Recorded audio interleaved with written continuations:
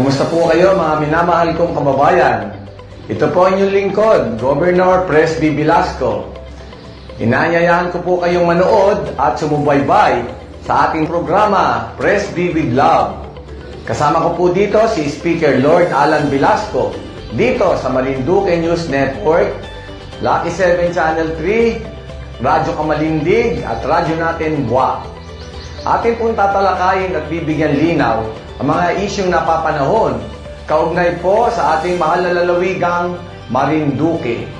Maaari po kayo magpadala ng inyong mga katanungan at suwestyon sa aking official FB page, Governor Presby Velasco, Province of Marinduque, o Channel 3 at live na nakasimulcast sa mga social media platforms ng PIA Marinduque, sa official Facebook page ng Provincial Government, Governor Presby Velasco, Province of Marinduque. Mga kababayan, maaari po kayo makiisa, makibahagi sa ating programa sa pamamagitan ng pagpapadala ng inyong mga katanungan at suhestyon para sa ating mahal na gobernador. Gamit po ang mga numerong 0930-510-2411 na nakikita nyo rin po sa inyong mga television screen o kaya Isang mapagpalang araw po mga kababayan. Nandito na naman po ang inyong gobernador. Ito po.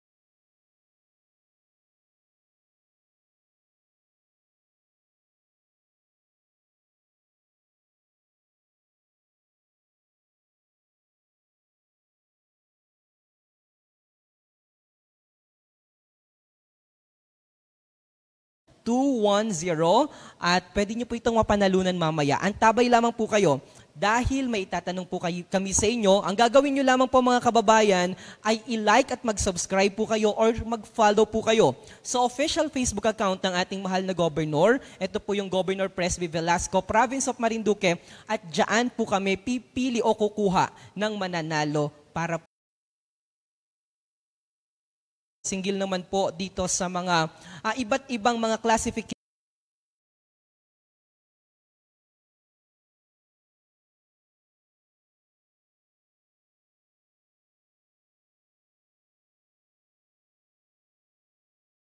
Kagaya din ng Metro Manila at ilang mga rehiyon sa kabila na bukas ay magsisimula ang Enhanced Community Quarantine, Governor.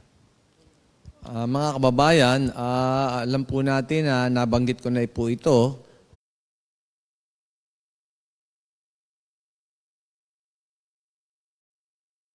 March 2020, nung isang taon, mga isang taon at ngayong araw, August 5, 2021, meron na po tayong total na 1,035 cases. At so lumalabas po, nag-increase nyo ngayon na 1,035. Halos 160% na ho yung tinaas nitong mga bagong cases. At medyo alarmado nga po kami, kaya nga po sa ngayon naman yung active ay patuloy kang babantayan sa susunod na isang taon or 12 months. Tara, sa Vida Vaccination! Ano ang dapat gawin pagkatapos magpabakuna? Maaari kang makaranas ng side effects tulad ng sa trangkaso. Pero mawawala naman ito dapat pagkatapos ng ilang araw. Huwag mag-alala. Senyales to na bumubuo ng proteksyon laban sa sakit ang katawan mo. Karamihan nakakaranas ng lagnat o sakit at normal ito. Kontakin ang iyong healthcare provider kung ang pamumula o pagiging sensitibo ng lugar kung saan ka tinurukan ay lumala pagkatapos ng 24 na oras. At kung nag-aalala ka pa sa iyong mga sintomas o kung hindi sila nawawala pagkatapos ng ilang araw. Importanteng may ulat mo ang mga ito sa health authorities para maaral ng mga eksperto kung konektado nga ba ang mga sintomas mo sa bakuna o hindi. Ayaw naming mag-alala ang publiko ng hindi kinakailangan. Sa mga bakuna na meron tayo ngayon ay kinakailangan ang 2 turok ng bakuna upang mabigyan ka ng inaasam na proteksyon. Kailangang magpaturok ka pa rin ng pangalawang bakuna kahit nagkaroon ka ng side effects. Maliban na lamang kung pinayuhan ka ng iyong healthcare provider na ipagpaliban ito. Tara sa Vida Vaccination! At muli po tayong nagbabalik sa ating pong programang Breastfeed with Love. Mga kababayan, kagaya po ng ating sinabi kanina bago po mag-commercial o bago tayo magkaroon ng commercial break, sabi po, makakapiling po natin ang ating pong OIC, Provincial Director ng Department of Trade and Industry, si Ginoong Roniel Macatol o Macatol. Sir, PD, welcome po sa Presby with Love. Magandang araw po sa inyo. Bati po muna kayo sa ating mga kababayan. Magandang araw, Sir Myong, at sa mga tagapakinig at mga tagapanood po ng programang Presby with Love. Nagpapasalamat po tayo sa ating mahal na Gobernador, Presby Velasco Jr. at ating House Speaker, Lord Alan Velasco, sa pagkakataon po na maipahayag namin ang mga programa at serbisyo ng Department of Trade and Industry. Opo, maaari nyo rin pong batiin muna yung ating pong mga kasamahan dyan sa DTI at saka si RD. Congratulations po, RD. Ayan. So binabati po natin yung ating mga kasamahan sa opisina po ng DTI Marinduque, yung pong ating mga negosyo center sa bawat munisipyo, sa PCCI at sa MSC, Marinduque State College. Binabati rin po natin ang ating, ang ating Assistant Regional Director na taga Marinduque, si ARD Rodolfo J. Mariposque, at syempre po ang ating pong Regional Director, Joel B. Valera, na binabati po natin dahil po na-promote po siya ng rank sa CESB, from CESO 3, siya po ngayon ay rank CESO 2 na. So congratulations po, RD. Opo. Nako, alam mo, PD, ang rami-rami nating mga kababayan, mga negosyante, ang nakatutok sigurado ngayon dahil nais po nilang marinig mula sa inyo mismo ang mga programa na ipinamimigay o tulong para naman po sa ating mga negosyante, lalo na po yung mga tinatawag natin na micro, medium, small enterprises. Ano-ano po yung mga programa po ng DTI, PD? Ayan, Sir Myong, so yung mga programa po natin na lately po, katatapos lang, meron po tayong tinatawag na livelihood seeding program, negosyo, serbisyo sa barangay. Ito po ay yung mga negosyante po na apektado ng pandemya, apektado po ng kalamidad, at iba pa pong disaster, ay binibigyan po natin ng parang ayuda, namimigay po tayo ng livelihood kit, and at the same time, kung meron pong mga asosasyon or kooperatiba sa isang barangay na mayroong proyekto o may ginagawang livelihood project, tinutulungan din po natin sila sa pamamagitan ng skills training. PD, kumusta po kaya ang ating mga kapatid o mga kasamang mga negosyante? Gayong ang ating bansa, ang ating lalawigan ay nahaharap sa matinding pandemyang ito. So, marami po talagang apektado ng pandemyang ng COVID-19, sa amin pong pagtatanong sa ating mga MSMEs, karamihan po sa kanila, simula po nung March 2020 ay talagang naapektuhan na napadapa na ng pandemyang ito. Subalit kailangan po nating tingnan na sila ay patuloy na lumalaban, patuloy po silang uma-attend ng mga training, patuloy po nilang pinalalakas yung kanilang mga kapasidad para po doon sa pagtingin na darating yung araw, na kung hindi man po tayo babalik sa normal, ay mayroon po tayong bagong normal na maisasagawa, no, sa pamamagitan po ng mga digitalization. Ayan. So si DTI po, nagtuturo po siya ng e-commerce, no, ano yung mga platforms na pwede nilang salihan para patuloy po silang makapagbenta, no, hindi man po doon sa shelves ng mga dating pinagtitindahan nila. Maaari naman pong through Shopee, Lazada, no? Sa katunayan po, meron tayong mga micro, small, and medium enterprises na sa kasalukuyan ay nagpapatuloy na nagbebenta, habang sila po ay naghahanda sa mga pagbabagong ginawa ng pandemya. Tinutulungan din po natin sila sa pamamagitan po ng kanilang mga packaging and labeling. Ayan.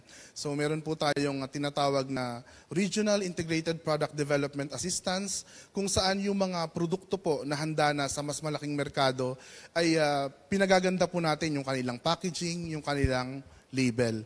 Kaya po kapag halimbawa sasali sila sa isang online platform, nagiging maganda rin po yung presentasyon ng kanilang mga produkto. And yung mga maliban po dun sa mga binanggit nyo, PD, ano pa po yung mga ano pa po yung iba't ibang mga programa pa ng DTI para naman po sa ipagpapaunlad ng mga negosyante at ng ekonomiya ng atin pong lalawigan? Isang pamamaraan po na ginagawa ng Department of Trade and Industry ay yung industry cluster approach. Tinitipon po natin yung mga produkto, yung mga negosyo na nasa iisang industriya. Halimbawa po, yung mga mag-uuraro, yung mga gumagawa ng produkto mula sa nyog, mga gumagawa ng produkto galing sa kawayan o sa bamboo, yung mga gumagawa po ng processed fruits and nuts, yung mga nasa tourism sector, at yung recently po, yung mga nagtatanim natin at nagpoproseso ng kakao. So tinutulungan po natin sila sa pamamagitan po ng pagsasama-sama, no? Pinagsasama-sama natin sila para po nakikita natin yung mga issue, yung mga concern po ng kanilang mga bawat isang miyembro sa industriya, at yun po yung binibigyan po natin ng solusyon. Kasabay po nun, isa rin po doon sa mga directly na tumutulong dito sa industry cluster approach ay yung programa po natin sa shared service facility. So recently po, inilaunch po natin yung chocolate factory sa Barangay Masalukot sa Santa Cruz, kung saan ito po ay para naman sa kapakinabangan ng mga magkakakaw, hindi lamang po sa Santa Cruz, kundi po sa lahat po ng bayan dito po sa ating lalawigan ng Marinduque. Opo. Ito pong, maliban po dun sa binigay nyo po na para dun sa chocolate factory na dyan po sa bahagi ng Santa Cruz, meron din po kayong binigay under po ng shared service facility yung Choice Cat Meat Trading dyan po sa Santa Cruz din. Ano po ito, PD? Ito pong proyekto na Choice Cut Meat Trading or Center sa Santa Cruz ay bunga po ng pakikipag-ugnayan natin sa lokal na pamahalaan, lalo na po kay Mayor Tonton Uy, sa pakikipag-usap po natin doon sa mga kababayan na natin na nasa palengke at saka yung mga bumibili po ng mga karne. So isa pong pangangailangan nila ay yung mga specialized cuts. Halimbawa, yung mga magbubulalo. So kailangan nila na i-cut na yung kanilang mga gagamiting raw materials para sa kanilang mga produktong pagkain. So ito po yung isang ibinigay po natin, no, isang set po ng equipment para po sa choice cuts ng meat. At po ito, mainit-init pa dahil po kaka-deliver lang po this week. So inaayos pa po yung facility na paglalagyan at sa lalong madaling panahon po ay inaasahan po natin na mapapakinabangan na po ito ng ating mga kababayan. PD, ito pong ating mga negosyante, lalong-lalo na po yung mga maliliit, nagtatanong, meron daw po ba silang aasahan na mga loan o pautang mula po sa inyo? Dahil I understand, ito pong buong Mimaropa ay meron ng humigit 30 million na loan assistance na naipamahagi sa atin pong mga small businesses. Dito po ba sa Marinduque, meron na po bang mga nabigyan, lalong-lalo na po yung mga bumubuo sa MSMEs? Yes, Sir Myong. So patuloy po yung programa natin na ng isang attached agency ng DTI, yung Small Business Corporation, kung saan meron po silang ginawang financing program para po doon sa mga MSMEs na affected din ng pandemya. Noon pong 2020, nung bagong salta po ako dito sa Marinduque, no, mga June-July 2020, naalala ko po yung pakikipag-ugnayan ng opisina ng ating House Speaker, Lord Alan J. Velasco, sa ating pong sa DTI. Kasi po gustong-gusto niya na talagang mapakinabangan ng ating mga kababayan yung pong programa ng pautang ng SB Corporation.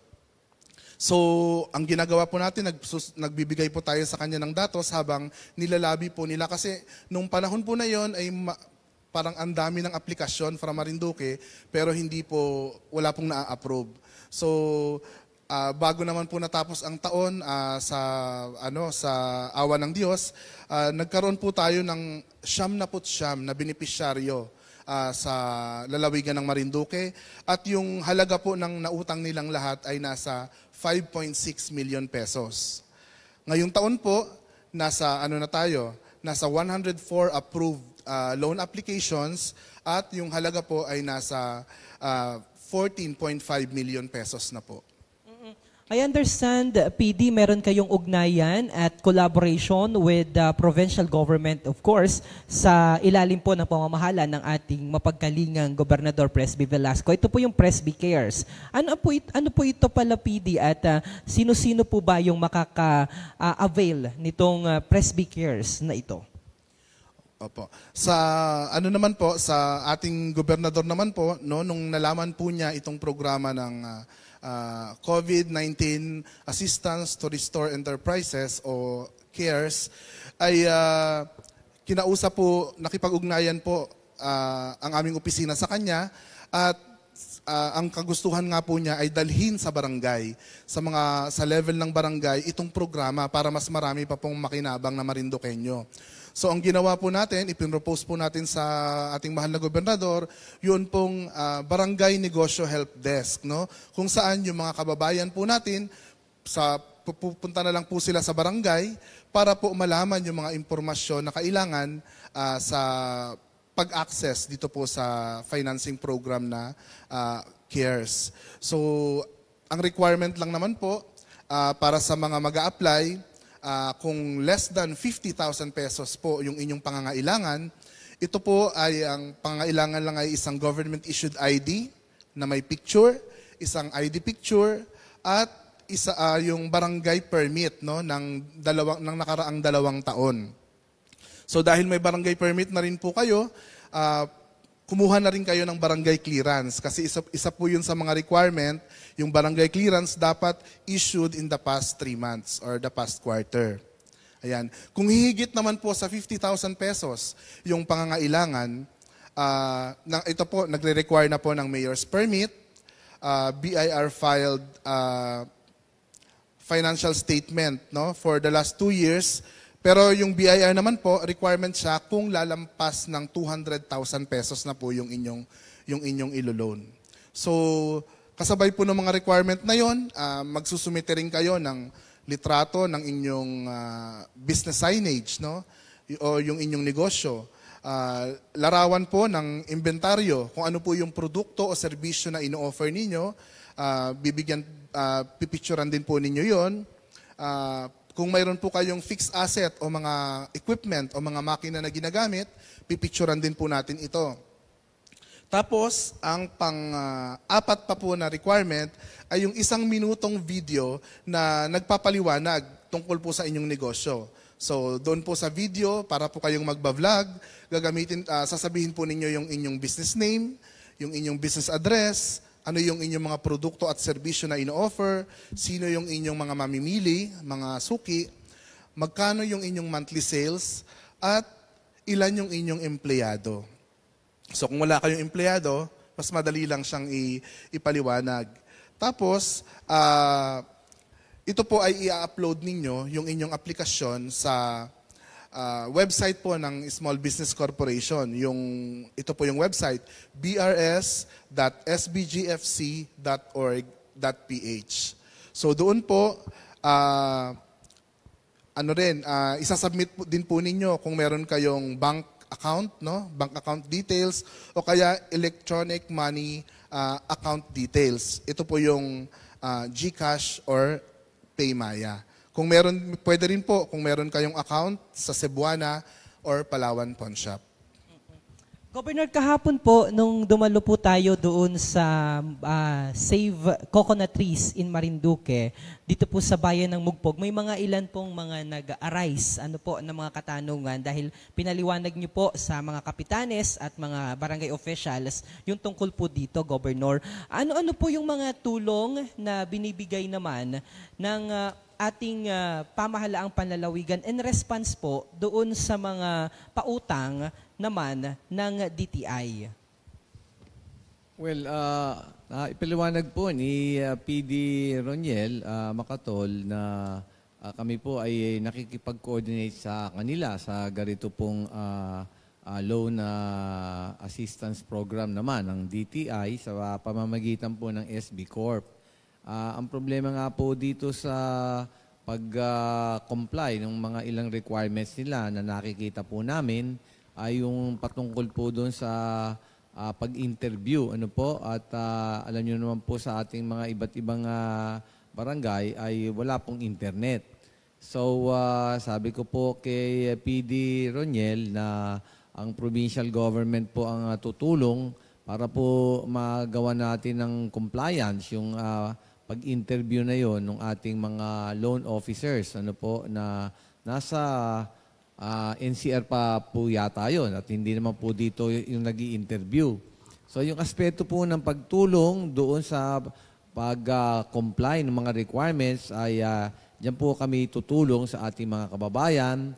Yung mga required po mga document na nabanggit po ni PD Roniel ay doon po kami tutulong para po makakuha po sila ng kanilang hinihiling na loan. So, ganun po ang aming tulong na maibibigay at yun na nga po ay atin naman pong inaanunsyo yan, itong loan program po ng DTI at ng SB Corporation. Actually po, nabuo itong pagtulong ng ating provincial government dahil kinausap po namin ni Speaker Lord Alan, si DTI Secretary Mon Lopez.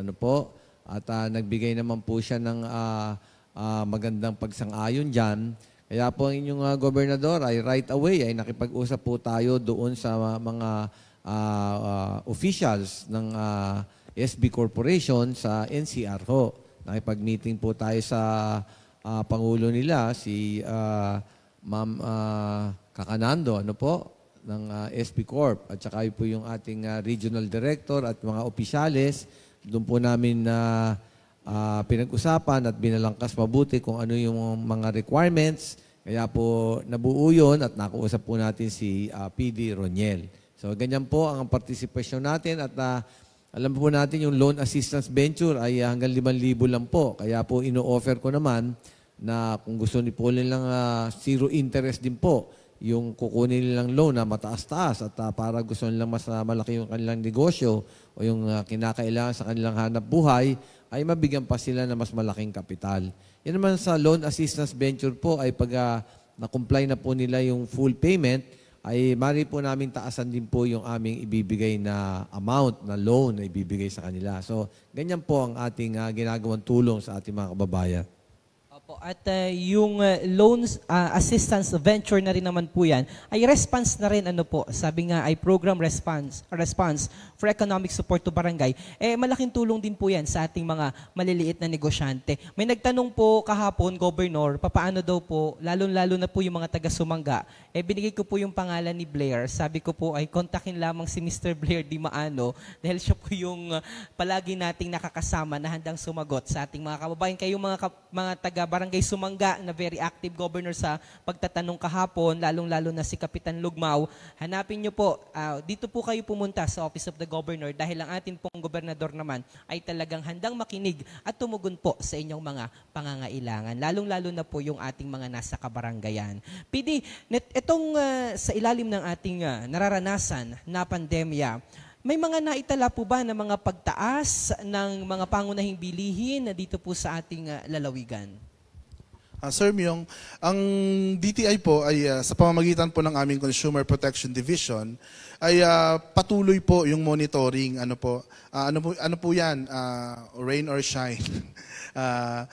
Tuloy-tuloy po yung monitoring. Meron po tayong weekly monitoring dito sa Buwak bilang key commercial center. At sa lahat po ng bayan, meron po tayong monthly monitoring na ginagawa. So sa amin pong pagbabantay, nakita naman po natin na sapat yung supply, ano? At sa pangkalahatan ay stable po yung presyo ng ating mga tinatawag na basic necessities and prime commodities. So yung kay DTI naman po kasi pagdating sa Price Act ay yun pong mga produkto na proseso, ano, yung mga grocery items, delata, noodles, at yung iba pa na sa pang-araw-araw po ay ginagamit ng ating mga kababayan. So may mga pagkakataon po na kung minsan ay medyo lumalampas sa itinakdang suggested retail price, no? Yung presyo, pero ano po, hindi naman po masyadong malaki, no? Siguro mga nasa kung nasa 2% yung itinaas or more or less ganon, 2%. Pero kapag po ganon, ang proseso po kasi namin, pinagpapaliwanag po, hinihingan po natin ng paliwanag yung establishmento kung bakit po tumaas yung presyo, no? Tapos tinitimbang po natin kung katanggap-tanggap po ba yung kanilang paliwanag. Halimbawa, mas mahal yung kanilang angkat o kaya naubusan yung kanilang dating supplier, so lumipat sila ng supplier, kaya tumaas. Sa pamamagitan po nun ay nalilinaw po natin, nalilinaw at kumbaga na-check at kung kailangan nilang mag-adjust pabalik doon sa tamang presyo according to SRP, ay naibabalik po nila, nagagawan po nila ng paraan ng ating mga negosyante. Ito pong tinatawag naman PD na safety seal certification, ito po ba required dahil pinapakita po natin sa ating television yung mga footages na kuha po natin sa mga palengke. May mga nakikita po tayo na sinicertify in response naman po dito sa pagsunod sa minimum health protocols dito po sa ating nararanasang pandemya. Yung mga kababayan po natin ng mga negosyante nagtatanong, ito po ba ay mandatory para sa mga negosyante? Okay, so ang safety seal certification sa sa DTI ay po 'yan. At I think maski po doon sa ibang ahensya ay voluntaryo po 'yan, no? So if you are a business establishment, gusto mong mas marami pang pumunta, no, o tumangkilik sa iyong negosyo, ay syempre magpapatupad ka ng minimum health protocols, no, para protektahan yung iyong mamimili, at meron ka dapat contact tracing na facility, no, either yan man po ay yung sinusulat sa papel or gumagamit ka nung platform, halimbawa yung Stay Safe na application. So kapag po kayo ay sa DTI po kasi ang coverage namin ay yung mga supermarket, groceries, barbershop, beauty parlors. Kung kayo po ay interesado doon sa programa, po yan, online po yung ating application. Pumunta lamang po sa website na dti.gov.ph/safety-seal. So doon po makikita nyo na yung mga requirement at makakapag-apply na po kayo para sa magkaroon kayo ng safety seal. Madali lang po ba ang mag-apply nito, PD? Yes, Sir Myong. Once na okay yung iyong application doon sa online, makaka-receive na agad ng email ang provincial office, no? Kung saan inuutusan kami na inspeksyonin, tingnan yung establishmento kung talagang siya ay tumutupad sa minimum health protocols. At kapag po naman na patunayan namin na tama yung mga idineklara doon sa aplikasyon, at nakita yung minimum health protocols, agad po namin itong nire-recommend for approval. Kaya po, siguro po mga same day, pwede na nilang ma-receive yung kanilang safety seal kasi ini-email po ito doon sa ating mga establishmento. Speaking of free online PD, Kamakailan po ay nagpatawag ang DTI, Mimaropa, para po dun sa mga negosyanteng nasa tourism industry para makilahok po dito sa tinatawag naman na Kapatid Mentor Me Free Online Mentorship Program. Maaari niyo po ba itong ibahagi o ilahad sa ating mga kababayan paano po makapag-avail o paano makapag-register at anong kahalagahan nitong tinatawag po na Kapatid Mentor Me Program? Ang Kapatid Mentor Me, o yung ibig sabihin po ng me dyan ay micro-enterprise, no? Kapatid Mentor Micro-Enterprise ay isang programa po ng DTI sa pakikipagtulungan po ng Go Negosyo, Philippine Center for Entrepreneurship, kung saan yung mga MSMEs po natin ay mag-enroll, no, sa parang ano po ito, ang tinatawag po namin ito na mini MBA, no?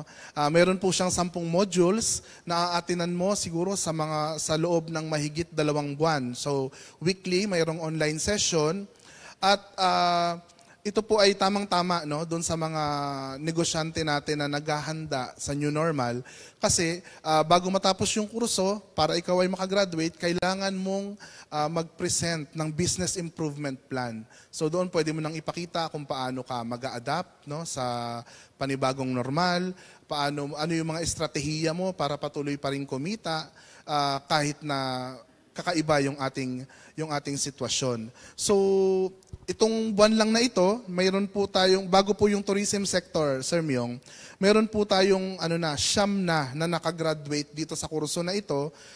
Ito yung batch 1 ay tinatawag na multisectoral. So sari-sari sila, merong from tourism, agriculture, food manufacturing, restaurant, cafe, meron ding trading, merong food manufacturing, at saka nasa service business. So siyam po sila. So para po dito sa tourism sector, actually nag-launching lang kami kahapon and orientation. Meron po tayong naka-enroll na meron slot, no, for Marinduque na 5, no. Yung iba po dito ay travel and tours, hotels, accommodation establishments, resort, at saka yung mga homestay. So actually meron pa po kaming doon sa 5, meron pong meron pong parang hindi magtutuloy, kaya may isa po kaming slot na available. So sa mga interesado po diyan, makipag-ugnayan lamang po sa aming opisina, baka po sa inyo mapapunta yung slot na para po dito sa ating tourism sector. Okay. And kamakailan lamang po, PD, ay nagkaroon kayo ng TikTok-inspired video challenge. Congratulations po sa inyo. At siguro ay hindi na masyado natin pakakahabaan dahil oras na po tayo. Ang bilis po talaga ng oras, lalo na kapag may mga invited guest po tayo dahil napapaliwanag po ng mabuti para po sa ating mga giliw na manonood at mga tagapakinig nitong ating programa.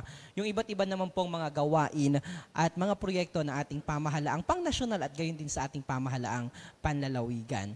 Gayunpaman, tayo pa humihingi ng paumanhin doon sa mga kababayan po natin na nanunood, supposed to be nanunood through our social media platform dahil napakahina po talaga ng dating ng ating internet ngayong araw. Siguro ay nararanasan. Dahil meron pong pinadala na impormasyon kanina sa amin yung isang network company na meron daw hong maintenance activity na isasagawa dito sa ating lalawigan. Gayunpaman, ito naman po ay sabayang sumasayang papawid at napapanood sa Marinduque News Network at sa 2 estasyon ng radyo dito po sa ating probinsya. Kaya yung ating pong katanungan kanina, siguro next week na lamang natin ibibigay yung katanungan dahil alam nyo po, yun po talaga ang dahilan po noon para bigyan ko lamang po kayo ng background. Ngayon pong darating na linggo, ang kaarawan po ng ating mahal na gobernador. At kanina po ay magkakasama nga kami doon sa multi-sectoral Memorandum of Agreement signing ng DENR at magkatabi po kami ni PD. Sabi po ni Miss Amy ni Penro kanina ay parang ngayon baga ang birthday ni Gobernador. Kinonfirm pa po namin kanina at nagtanungan pa po kami dahil tinitingnan po namin yung mga Facebook pages namin dahil last year may pakain ang ating mahal na gobernador. Kaya sabi po ni Penro, parang ngayon baya. Kaya nag-confirm pa po kami and true enough sa Sunday pa po pala yon. So meron po sana kaming ibibigay sa inyo Opo, pero itatanong na rin po natin yung question para kung sakali man po na mga nakikinig, swerte yung mga nakikinig at nanonood ngayon sa kanila pong mga telebisyon, magbigay lamang po tayo ng kaunting sabi nga ni ay mahalagang puntos sa ating gobernador. Alam niyo po, ang ating mahal na Governor Presby ay naging top-notcher ng bar examinations. Mga kababayan, pang ilan po kaya siya? Sagutin niyo po yan, ipadala po sa numerong naka-flash po ngayon sa inyong mga screen. Pero pwede ko rin pong banggitin para mag-text po kayo dito, lalong-lalo na po yung mga nanunood. 0930-510-2411. Diyan po kayo sumagot para naman po mapanalunan nyo itong, napakaswerte na makakakuha na ito dahil pangkabuhayan po ito para dun sa mga gustong magnegosyo. Pwede po kayong mag-load dito, magagamit nyo po ito pang load. At ito naman po ay mula naman sa ating mga sponsor, lalong-lalo na po yung Smart, na talagang nakikipag-coordinate sa ating pamahalaang panlalawigan. Alam nyo, Gob, kanina rin, gusto ko namang i-share dahil nagabiruan ho kami doon ni PD. Sabi ni PD kanina, ay nako, kailangan wari nating baguhin itong title ng programa. Sabi ko po, magagalit po si Governor dahil sabi po ni PD, dapat ang title daw po nito ay Myong Love Presby. So, ayan, maraming salamat po at tayo po ay nagpapaabot ng ating marubdob na pasasalamat at pagbati sa pagdiriwang, sa nalalapit na pagdiriwang ng kaarawan ng ating mahal na Governor Presby. Baka gusto niyo na ring batiin in advance, PD, si Governor. Advance happy birthday po, Governor Presby. Maraming salamat po sa inyong paglilingkod at maraming salamat po dahil kami po ay kabahagi ng inyong paglilingkod sa mga kababayan po natin sa lalawigan ng Marinduque. Samantalahin na po natin yung pagkakataon dahil next week lipas na yung birthday ni Governor. So kami po, Governor, ay lubos na nagpapasalamat sa inyo pong napakagandang serbisyo at yung vision nyo po talaga sa Marinduque ay kakaiba. Sabi nga ni po namin ay yung continuity po nung inyong mga ginagawa dito at the same time yung great leadership na pinakita nyo po sa aming mga kababayan ay talaga namang kahanga-hanga. Kaya naman kami po, Governor, ay lubos na nagpapasalamat dahil kami po ay binibigyan nyo ng serbisyo na talagang sabi mo nga ni po ay serbisyo na ikinaliligaya yung karangalan ko at kaligayahan ko. Hindi na nawawala yan sa isip ko, Governor. Kaligayahan at karangalan ko na kayo ay paglingkuran. Governor, ano po ang mga nakatakdang gawain sa August 8? Ano po ang mawi-wish nyo, Governor? Ang wish ko po sa aking birthday sa linggo ay siyempre po ay bigyan pa po tayo ng magandang kalusugan at mahaba pa pong panahon para po yung ating mga gustong gawin para sa ikauunlad ng ating lalawigan ay makamtan po natin at magawa. So yun po ang ating hinihiling at nagpapasalamat naman po tayo sa ating mga kababayan, lalo po kay Romy at kay PD Roniel Macatol at sa lahat po ng mga bumati sa atin kanina at ng mga ilang araw po. Salamat po sa inyong best wishes. At sana po ay tulong-tulong po tayo sa ating mga adhikain na mapaunlad mabuti ang ating mahal na lalawigan. And of course, maraming salamat po sa Smart PLDT. Alam niyo po, sila yung naglagay na ng fiber optic. Kaya po hindi magtatagal ay gaganda na rin po ang ating internet, pati po sa mga pa-premium binibigay at iba't ibang suporta. And of course, isa pong marubdob na pasasalamat sa ating napakagaling at masipag na sekretary ng DTI, si Mon Lopez po, ang ating pong kaibigan na regional director, si Joel Valera, ang ating pong kababayang ARD Marifoste, and of course, ang ating napakasipag at napakagaling din po na PD, si Roniel Macatol, at sa lahat ng mga opisyal at mga empleyado sa DTI office sa Mimaropa. Maraming salamat po at sa lahat ng ating mga kababayan, maraming salamat din po. At mga paalaala pa po, Governor, bago tayo tuluyang magtapos. Well, yun na nga po ay talaga pong hinihiling natin yung pangunawa. Medyo po maghihigpit tayo itong buwan ng Agosto dahil nga po ay nakita nyo ECQ po sa NCR+. At talaga pong mabigat yun at ang ibig sabihin po ay delikado ang sitwasyon. So hinihiling po natin yung inyong pangunawa na sa panahong ito ay medyo ipagpaliban po yung pagpunta sa Marinduque dahil medyo po tumataas ang hawahan.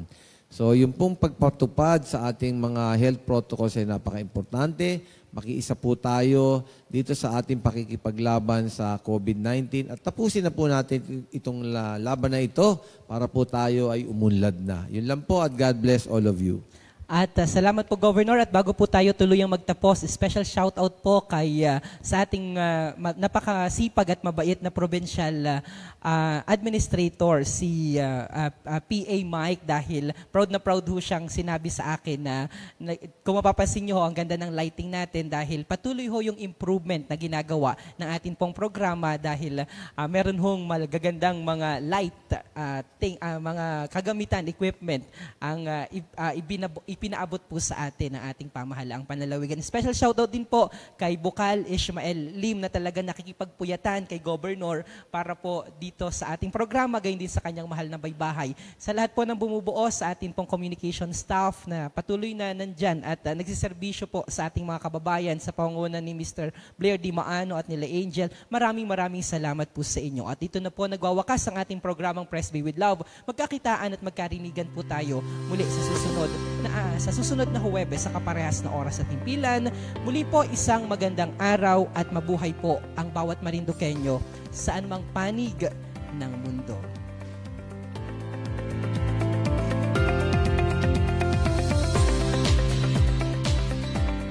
Kamusta po kayo mga minamahal kong kababayan?